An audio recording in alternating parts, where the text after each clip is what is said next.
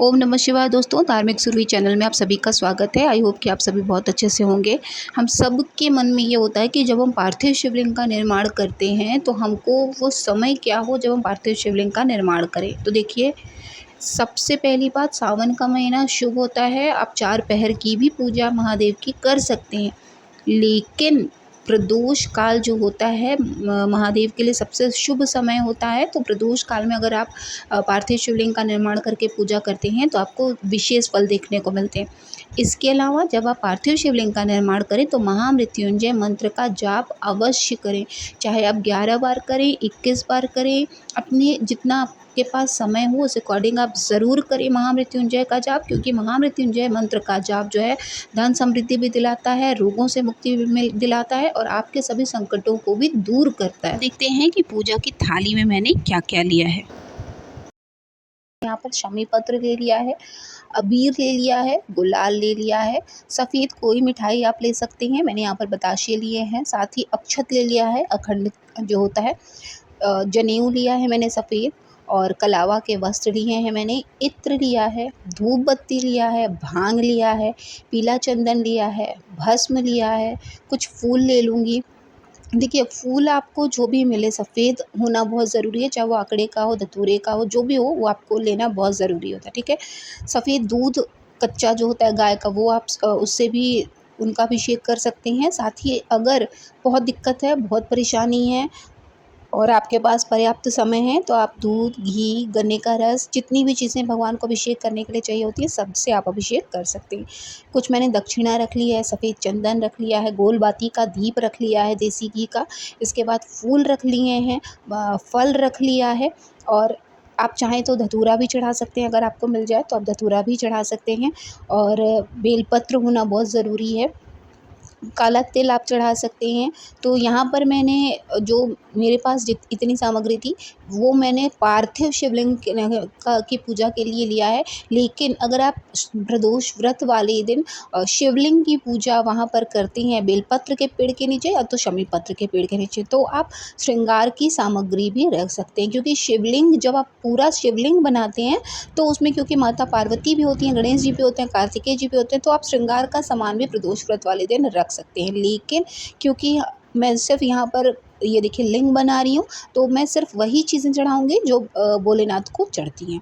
तो यहाँ पर मैंने थोड़ा सा गंगा जल मिलाकर इन लिंग का यहाँ पर बेलपत्र के पौधे के नीचे मैंने यहाँ पर इसका निर्माण कर रही हूँ मैं।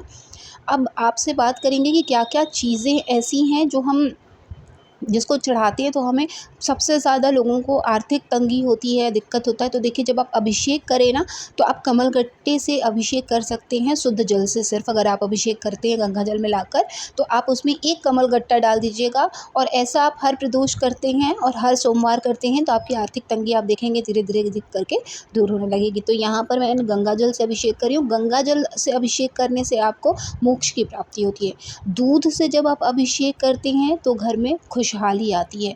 इसके अलावा अगर आप दही से करते हैं तो घर में अगर कोई क्लेश चल रहा होता है तो वो आपका दूर होता है। इसी तरह से गन्ने का रस जब आप चढ़ाते हैं तो आर्थिक तंगी से आपको जो है छुटकारा मिलता है। जिस भी चीज़ से आप कराएंगे उसके बाद शुद्ध जल से भगवान को अभिषेक कराना बहुत ज़रूरी होता है, ठीक है। तो यहाँ पर मैंने बहुत थोड़ा सा दूध डाला है, क्योंकि पौधा है गमले में इसमें लगा हुआ, तो वो ख़राब ना हो, मुरझा ना जाए, इसलिए मैंने बहुत थोड़ा सा यहाँ पर कच्चे दूध से उनका अभिषेक किया है। अब यहाँ पर मैं सफ़ेद चंदन और पीले चंदन दोनों से ही मैं यहाँ पर इनका श्रृंगार, इनको तिलक लगाऊंगी और अच्छे से इनका श्रृंगार करूँगी। काले तिल से जब आप काला तिल जब आप उनको चढ़ाते हैं शिव जी को, तो आपको जो दोष होते हैं जाने अनजाने में लग जाते हैं, उनसे आपको छुटकारा मिलता है। शमी पत्र जब आप चढ़ाते हैं तो शमी पत्र जब आप चढ़ाएंगे तो आपके जो रोग होते हैं उनसे आपको छुटकारा मिलता है। अगर लंबे समय से आपको मिल रहा है या आपके घर के सदस्य कोई बीमार है, शमी पत्र का मुख्य रूप से उसको चढ़ाने का फल यही है कि आपके घर में यदि आप बीमार हैं या आपके घर का कोई सदस्य बहुत बीमार है, शमी पत्र चढ़ाने से लगातार, अगर आप दिन 2 बार चढ़ाते हैं या प्रदोष आती है तब चढ़ाते हैं, तो आपके घर में जो भी व्यक्ति लंबे समय से बीमार है उसको बीमारी में बहुत मदद मिलती है। बस आपको करना क्या है, शमी पत्र जब आप चढ़ाएंगे तो उस व्यक्ति का, चाहे आप बीमार हो या कोई और घर का सदस्य, नाम और गोत्र लेकर कुंदकेश्वर महादेव को जब आप स्मरण करते हुए शमी पत्र चढ़ाते हैं तो उस व्यक्ति को उसकी बीमारी से छुटकारा मिलता है। अबीर गुलाल जब आप चढ़ाते हैं तो आपके जीवन में खुशहाली आती है, रंग-बिरंगी, क्योंकि ये रंग-बिरंगा होता है तो आपके जीवन में मतलब अतरंगी होता है, आपका जीवन खुशहाली भरा हो जाता है। भस्म चढ़ा देना चाहिए, भस्म चढ़ाने से महादेव जो है वो प्रसन्न होते हैं। तो इस तरह से जितनी भी चीज़ें आप चढ़ा रहे हैं उससे भगवान भोलेनाथ को कुछ चीज़ें प्रसन्न करने के लिए होती हैं और कुछ चीज़ें होती हैं जो आपकी मनोकामना को पूरी करने वाली होती हैं। बेलपत्र कैसे चढ़ाना होता है? बेलपत्र का जो अ, चिकना हिस्सा होता है वो महादेव की ओर होगा और जो उभड़ा हुआ हिस्सा होता है वो उल्टी तरफ का हिस्सा वो ऊपर की ओर होगा और बेलपत्र की जो डंडी होगी वो उल्टी दिशा में, महादेव जिधर होंगे उधर पत्ती होगी और डंडी जो होगी वो उल्टी दिशा में होगी। उसके बाद आप उस पे इस तरह से चढ़ा दीजिएगा। आप चाहें तो श्रृंगार की सामग्री, अगर आप शिवलिंग रख कर पूजा करते हैं प्रदोष व्रत वाले दिन तो आप चाहें तो श्रृंगार की भी सामग्री चढ़ा सकती हैं। पूजा करने के बाद महादेव को आप वापस से जल के साथ ही वहीं विसर्जित कर देंगे तुरंत ही। दक्षिणा जो आपने चढ़ाई होगी, फल फूल जो आपने चढ़ाया वो आपको ग्रहण नहीं करना है, दक्षिणा आप किसी को दे दें। जो प्रसाद आपने रखा है वो आप गाय को खिला सकते हैं, दरवाजे पर रख दीजिएगा, गाय उसको खा सकती है। उसके बाद महादेव को विसर्जित कर दें और उन्हें जो है वापस वो इस तरह से कैलाश पर्वत पर चले जाते हैं। मनोकामना की पूर्ति हेतु मन लगाकर आप वहाँ शिव चालीसा, शिव स्तुति जो भी आपको आता है वो आप पढ़ सकते हैं। नहीं आप पढ़ पाते हैं तो आप 108 बार ओम नमः शिवाय का जाप कर सकते हैं।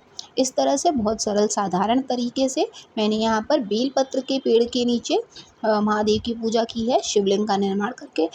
ठीक इसी तरह से अगर आपके यहाँ बेलपत्र का पौधा नहीं है, शमी पत्र है, तो इसी तरह से ठीक आप शमी पत्र के पौधे के नीचे भी शिव जी का पूजा कर सकते हैं। तो आई होप कि आपके लिए ये वीडियो बहुत यूज़फुल रही होगी। वीडियो अगर आपको अच्छी लगी हो तो प्लीज़ चैनल को सब्सक्राइब कीजिएगा। साथ ही वीडियो को लाइक और शेयर करना ना भूलें ताकि हम आपके लिए सही जानकारी के साथ सही पूजा विधि लेकर आपके सामने हमेशा आते रहें। महादेव की कृपा आप सभी पर बनी रहे। मिलेंगे नेक्स्ट वीडियो में, तब तक के लिए ओम नमः शिवाय, जय माता दी।